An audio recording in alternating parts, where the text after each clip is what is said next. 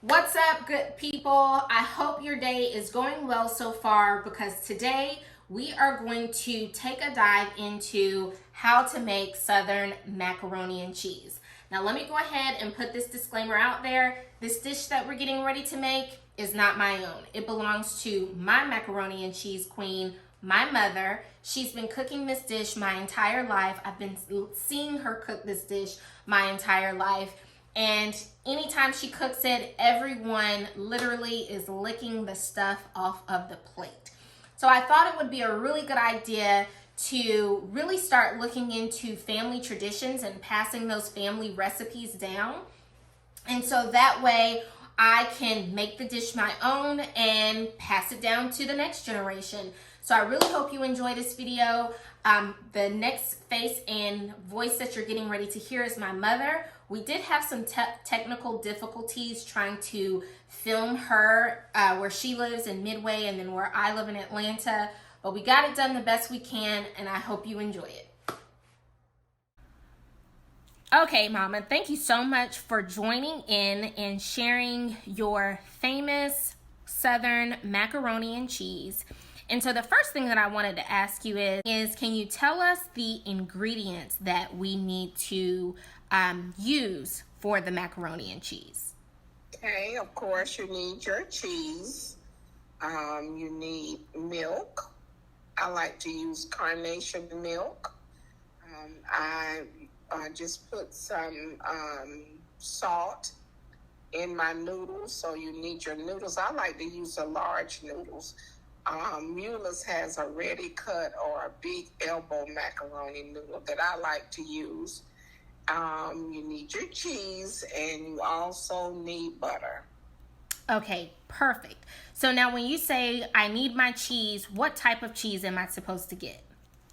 Okay, it may sound a little bougie, but I love Kraft cheese. It's the texture of it is so smooth when it melts. I'll use sharp cheddar, and then sometimes I'll use Velveeta, and there are other times I have mozzarella cheese. Okay, so I'm gonna pick up sharp cheddar, mozzarella, and make sure they're all Kraft, because I do agree with you that all cheeses are not equal. Right. All right, so now we have all of our ingredients, so let's start cooking. I am not going to make a huge dish of macaroni and cheese. I'm only going to use a small baking dish simply because it's just myself eating macaroni and cheese today, and I just don't need all of that macaroni and cheese. So all of the ingredients and sizing that we're going to use is going to be to scale for a small dish of macaroni and cheese. But the first thing that we're going to do is go ahead and prep our water to boil our large elbow pasta. So essentially the first thing I do is fill my pot up with water and get my butter, add butter into the water, as well as my salt and my salt or any other seasoning. Normally I just use salt, just so I can go ahead and move forward with seasoning the pasta while it cooks. But before we add the pasta to our bowl, we will make sure that our water comes to a boil, then add our pasta in there for easier and better cooking. Okay, so we have our water here on the stove, and it's just now getting heated up there, and I've already added my salt to my water. And then the next thing that we are just going to do is take our butter. Now I personally like to use the Kerrygold butter because it's like a natural butter. But you know, you use the ingredients that you like to use, but I think this butter is a game changer, but that's just my opinion. So we're gonna go ahead and add our butter to the water so that we are just making sure, and I don't add a lot, making sure that as the noodles are cooking, that the noodles do not stick to one another. And then we're gonna let that come to a boil. Our next step is to measure out the pasta that we're going to boil, because since I am making a small dish, I don't want to make a lot of pasta. So I normally just kind of put the pasta in the bowl, keeping in mind that when the pasta is cooked and ready to incorporate into the remaining of the recipe, the pasta is going to get larger. So please keep that in mind, and keep in mind for the sizing of your dish. But that's all that I'm going to use so that it will all fit into our small dish. And then we're gonna move on to the next step. Now that our water has come to a boil, we're gonna go ahead and add in our elbow pasta and let that cook until tender. Also, at this particular point, when you've added the pasta into your boiling water, you really want to make sure that you go ahead and turn your oven on to bake. Let it start preheating. Make sure it is on 350. And that way, by the time we pull all of the ingredients together, we can pop it into the oven. What are your top tips that I really need to make sure that I pay attention to so that we have a really good dish of macaroni and cheese? Okay, after you wait until your noodles are nice and plump, and you take them out while they're still hot. And while they're still hot, you mix your eggs. I normally use about 4 eggs in a family size dish, but those eggs will already be beat before you add them with the noodles. So I would add my eggs. Make sure you have enough eggs because that's what holds it together. I like to top it off with lots of milk. Now, that's one of the most important things. You need lots and lots of milk. It's going to be flooded with milk. After you flood it with milk, then you want to top it off with some more cheese and let it cook until it is a beautiful brown. Do not serve your macaroni and cheese until it has cooled off. Okay. Now that our macaroni, the pasta is boiling, we're gonna go ahead and prep the next step to pull all of the ingredients together.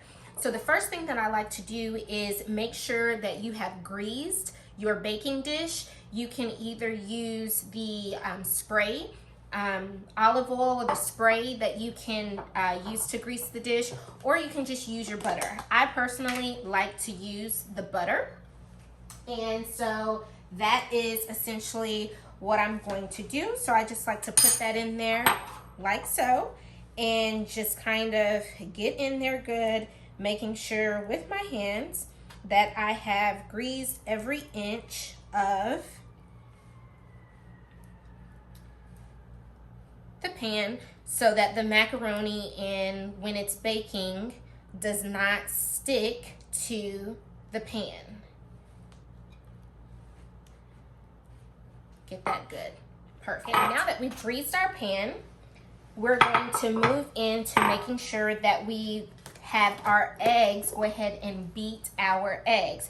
So for this particular size dish, you heard my mom and her tips. She says you really want to make sure that you have enough eggs and enough milk, because that's basically what holds it together and keeps it from being dry. So for this particular size dish, I'm going to use 4 eggs. And I kind of talked this over with my mom. She said normally when she makes a big size, a larger size pan, she normally uses 9 to 12 eggs. And so I told her what size I was going to make, and she recommended using 4 eggs. So you go ahead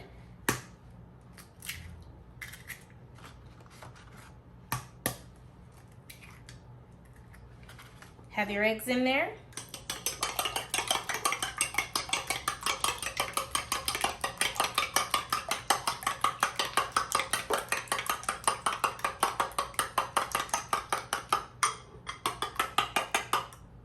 And already have your eggs beaten. All right, now the time has come to bring everything together.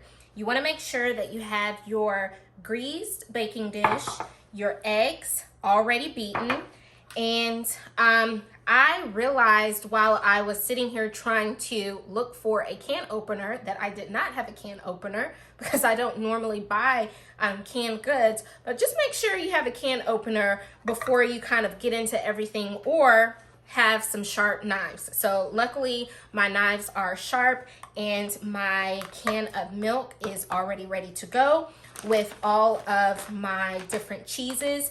And now we're gonna go ahead and add our pasta into our dish. And as you can see, the elbow pasta did expand, but this is one thing that my mom did say was very important, is that you make sure when you're pulling everything together that you are doing that while the pasta is hot. So don't forget that.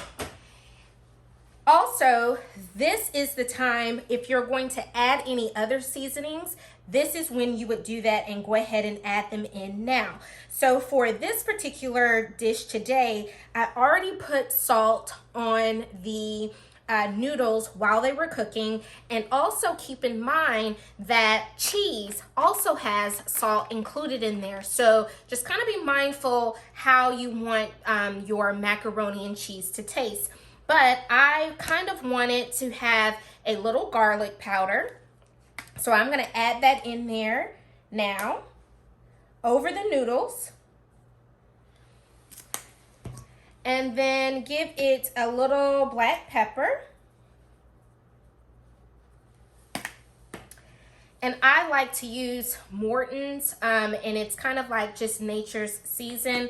I don't use a lot of it, but just something to taste because it already kind of has salt in there. So we've added our extra seasonings of how we want our macaroni to taste. I cleaned my counters before I started cooking, so don't worry. Mix that up in there really good.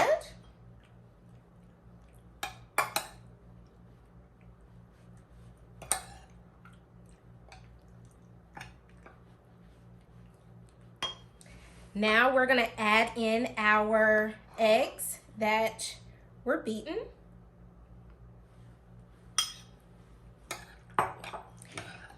And also, depending on the size of your dish, you can kind of gauge whether you need to add another egg into your dish.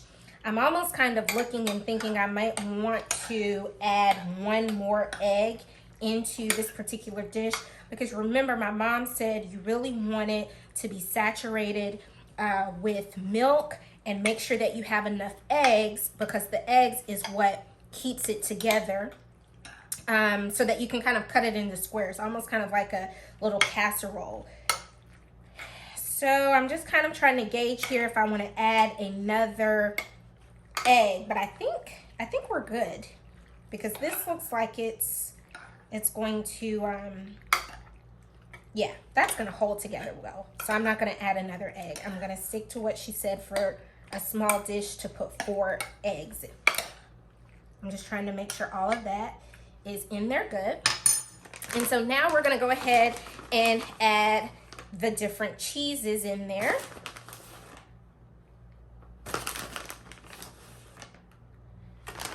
And so that was the sharp cheddar that I just added. We're going to add our mozzarella. And then I also bought triple cheddar to add in there. So with that, because you want to make sure it's really cheesy, that's where you mix in your cheeses. Make sure it's mixed well so that there is cheese, that your macaroni is cheesy. I'm gonna add some more into this. My mom also said, as you're adding in all of your ingredients, you really wanna make sure that you're allowing the heat from the macaroni or the pasta to kind of melt your cheese, so that way you can see where what spaces you want to add more cheese. So I'm gonna add some more cheese to get some over here, over there.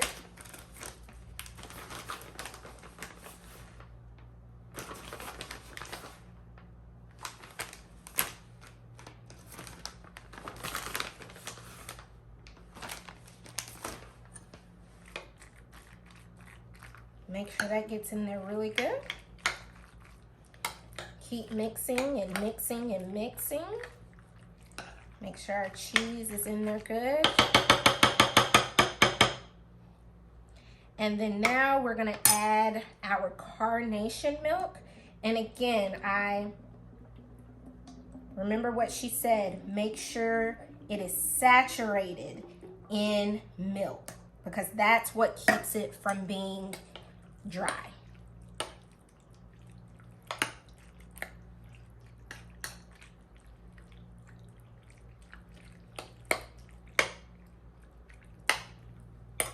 You can also kind of see where you want to add more cheese. Make sure it's saturated in milk.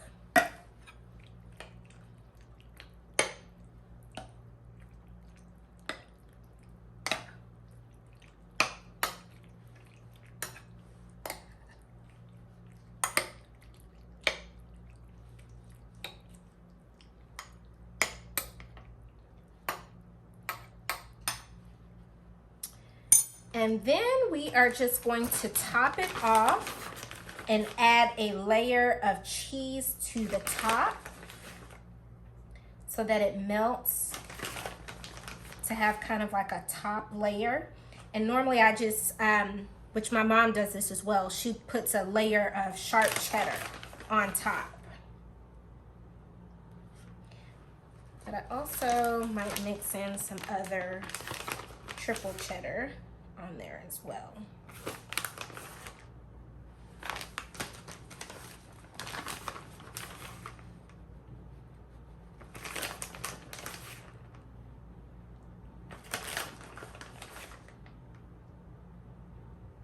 All right, so now that we have that laid out very well, we pop it in the oven, and that's why it's really important to make sure that your oven is already heated because you don't want this to just kind of sit there.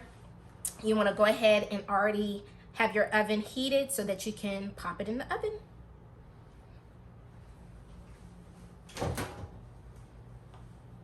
We are ready to take our macaroni and cheese out of the oven.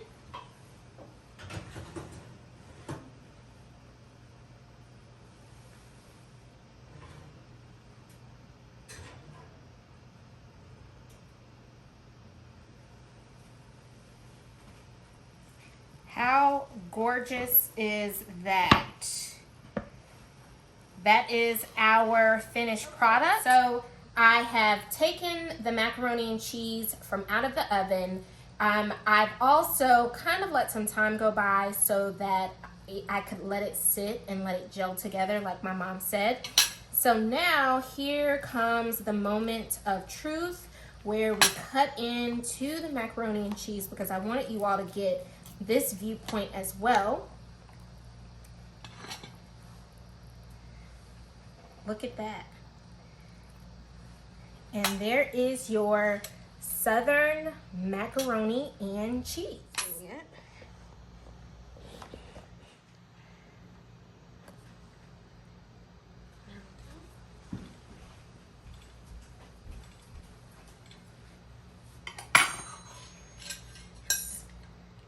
Dig into it. Look at that. There we go.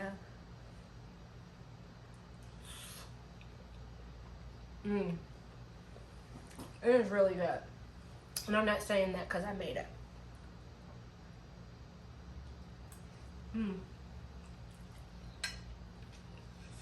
Ah.